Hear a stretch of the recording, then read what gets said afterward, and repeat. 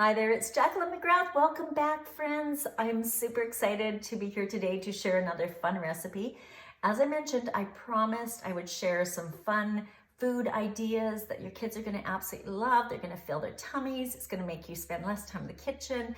And in fact, these are so fun that I think your kids will probably help you make them or make them themselves. They're gonna love them.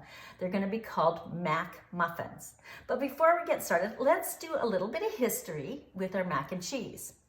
Okay, this is crazy. Back in the 14th century, yeah, that's medieval times, there actually was a book that was printed. Well, it wasn't printed, it was written out, and it actually had a recipe for noodles and cheese, and it was called macarons, not macaroons, macarons. Anyway, in modern times, it did have a following. So in 1770, Elizabeth Raffles actually created the experienced English housekeeper. Yes. So she actually had a mac and cheese. So I guess you had to be experienced to make this hard dish to make. Okay, I'm just kidding, joke aside. This actually has influence to Thomas Jefferson. Okay, yeah, he was a US president, and he went to Paris and actually tasted mac and cheese and loved it so much he brought it back home and actually had a state dinner in 1802 with it. Boy, have times changed.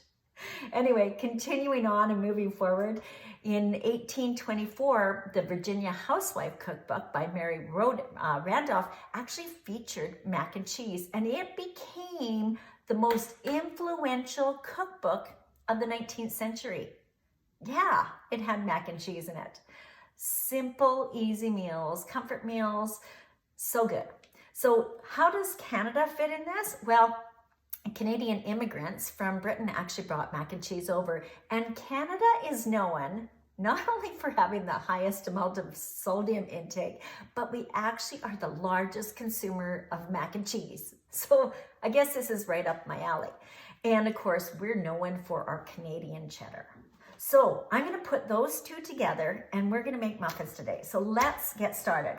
So the first thing I'm going to introduce you to is, of course, the multi-purpose steamer, guys. It has, when you buy it, it actually has, of course, the large base. I think it's a 13.5 cup capacity. But it has this tray, and I've lined it with 4 strips of low sodium bacon, and you just drop this in. There's no liquid, there's no fat, but because it's raised off the ground, all your fat drippings are going to go to the bottom, and you're going to get a nice crispy bacon. So we put the lid on, and we're going to stick it in the microwave for, I like my microwave, 5 minutes. I find that's absolutely perfect. So let me get this started, and then we're going to start making the muffins.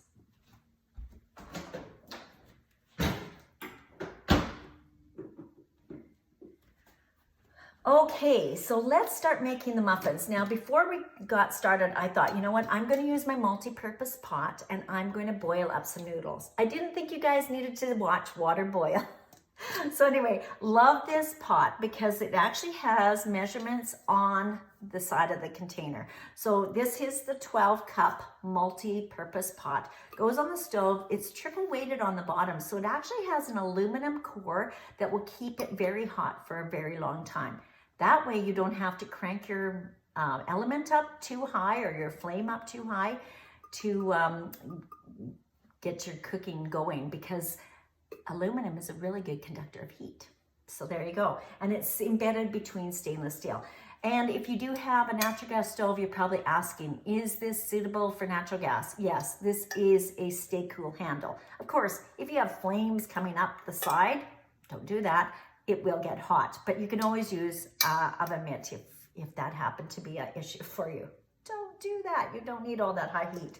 Anyway, what I love also about this is it's got this amazing lid, and it's got a built-in strainer right in it. So depending on what you're cooking, you can either use the fine or the more larger holes.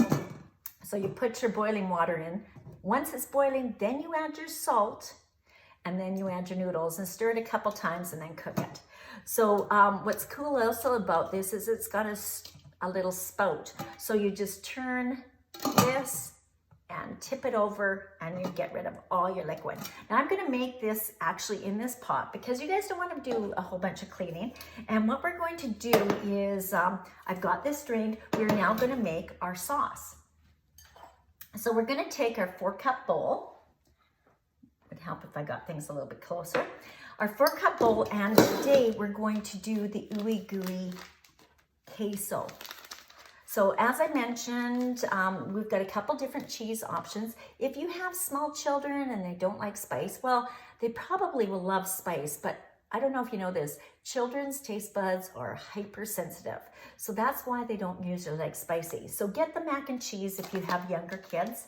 If you have older or you like spicier flavors, and of course, I have young adults coming, I'm actually gonna use my ooey gooey queso. So just cut open the package, put it in the bowl, and we're going to add, and by the way, this is our 4-cup prep bowl. It does come with its own lid, so you can do a lot of prepping in advance, but I've got this in here. And now what we're going to do is we're going to add milk. So this is 1 cup of milk. Now what I like doing is I just like putting a little bit in here because I find it so much easier to stir if you, look at the mess I made. So much easier to stir and get rid of the lumps if you get it started with just a little bit first. And I just want to get this incorporated. Now I'm using my saute spoon. We have a whole selection of cooking tools to make your job easier in the kitchen. I love this one in particular. A spoon and a scoop all in one. All right, and then what we're going to do is we're going to add a little bit more flavor. And of course, you can adjust this as you want.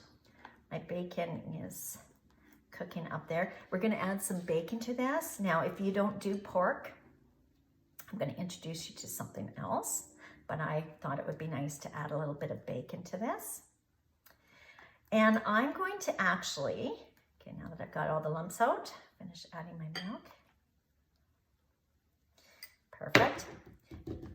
I'm going to add some Better Than Bacon. Gosh, this is so good. It says, top and stir into your favorite foods. Baked potatoes, salad, grilled cheese, scrambled eggs, soups, creamy pastas, mac and cheese. Hey, they were thinking about this. So what is this made out of? Because it's not bacon, it's better than bacon. It's actually made with pinto beans. Yay. So vegetarians, you can add this. Actually, I should probably show you my 4-in-1 spoon. I'm going to put a whole tablespoon in here. Get lots of flavor in there. Okay. Now, the other thing I want to add in here, just going to get this going. I'm going to throw this into the microwave for about 3 minutes. I'm going to pull my bacon out so we can cut that up. 3 minutes. I'm going to stir it halfway through, and then we're going to add it to our macaroni noodles. 1 second.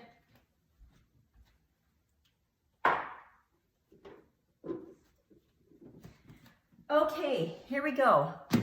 So here is our bacon. Are you ready for this? A lot of people think you have to bake bacon or fry bacon, and of course it splatters everywhere, makes a huge mess. This is so fun. Look at this, guys. Cool, cool, cool. Here we go. Bacon strips. Of course, they shrunk quite a bit, but this is 5 minutes in my microwave. Now, I'm going to show you an idea because a few people are going to have one of these, but I'm going to use my muffin mold, and I'm actually going to wrap it. So imagine having mac and cheese with bacon wrapped in there. So I'm going to do maybe a couple of those, and then I'm going to take the rest of my bacon and I'm going to chop it up, and I'm going to put it in my cheese mix with my noodles. So let's just get this out. And remember when I said all your fat goes to the bottom? There you go. It cools down and you can drain it right out. Easy, easy, super peasy. And yes, it goes into the dishwasher. Yay! Gotta love that. Okay, so I'm going to use our ceramic knife here, and these are cutting boards. As you can see, they come in a couple different sizes, and I'm just going to cut these up into little pieces, and we're just going to add them into our pasta.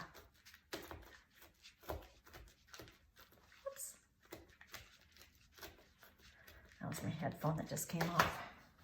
Let me go digging. Sorry about that. Hope you can still hear me. Okay, so we've got our bacon chopped up. And I love that these are flexible because I can just tip it into my noodles. And I've got that extra flavor in there. Yum, yum, yum. Okay, so let me go get my sauce. And we're going to add a couple more things to our noodles. I've got 1 tablespoon of melted butter. Again, I'm using our little prep bowls, which I love. I've just melted it. If you want to know how long to just slightly melt your butter, in my microwave, it's 20 seconds. I'm also going to add an egg. So I've just got an egg inside the prep bowl. It's not mixed right now. Put the lid on it, and I'm just going to give it a good shake. Don't need to be using a whisk or an extra fork. All done already. How easy was that? We're going to add that egg, and that's going to be your binder. Okay. And next, I'm going to grab my sauce. I'm going to put a little bit of, I mentioned we love our cheddar, so I've got roughly half a cup here. I'm going to save a little bit for the top, just to top them off a bit. And now let me go grab, you can see how nicely this has come together. Let me go grab my ooey gooey queso dip.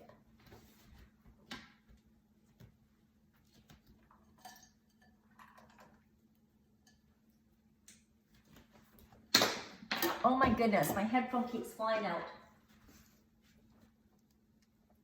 So this is our ooey gooey queso dip, and it's, I've only put 1 cup of milk in. So the recipe actually, and again, you can modify things. To make a dip, it actually says 1.5 cups of milk, but we're adding a cup of cheddar cheese. I am not adding the cheese. I do not need, I've got a little bit of cheese in here. I do not need all that extra cheese in here, because it's got tons of flavor. Of course, cheese can be quite expensive. And I find that this sauce is just fine. So we'll just give it a good mix here. Oh, yum, hey? And what we're going to do, of course, with that egg in there, it's gonna be a binder. I've got my oven set at 375 degrees. I have found that these are quite flimsy, guys. See how that works? We have these amazing baking racks, and when you get them, you actually get 2 of them. And originally I stuck them in my grate like this, but of course it's got these legs, and I found it wasn't sitting in there properly. So what I've discovered that works really, really cool is tip it upside down. This fits perfectly on top, and now you've got a tray that's not, you know, you're having to heat. It gets really good heat naturally onto your muffin pans. So we'll just add some of this into our little cups. Should have probably done a few of these in advance, so you guys didn't have to see me make a mess here. And the amount that I made will actually fill 2 trays. So it's a good thing that when you buy the muffin pan as well as the baking sheets, they do come 2 at a time.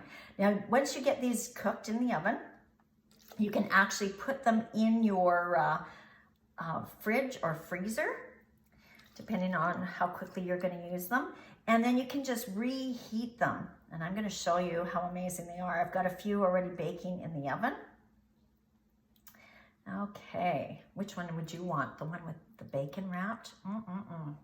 And as I mentioned before, I was just going to put a little bit of extra cheddar on top. Super easy, guys. Couldn't your kids do this for you or with you? When you teach your kids how to cook, you teach them for a lifetime. All right, so there's our tray, as you see, and I'm gonna just pop this in the oven, and I'm gonna grab the one that I already made. So 1 second, here we go.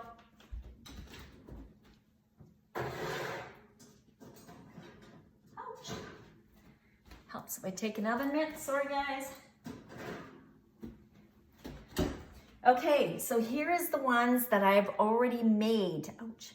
Okay, so let me get my You don't want it to burn anything on the counter. This is a great cooling rack. And as you can see, it's flexible, takes up hardly any room at all. I'm just gonna unfold it here. Set this down. And let's take a look at how these turned out. Okay, so this is our bacon wrapped mac and cheese.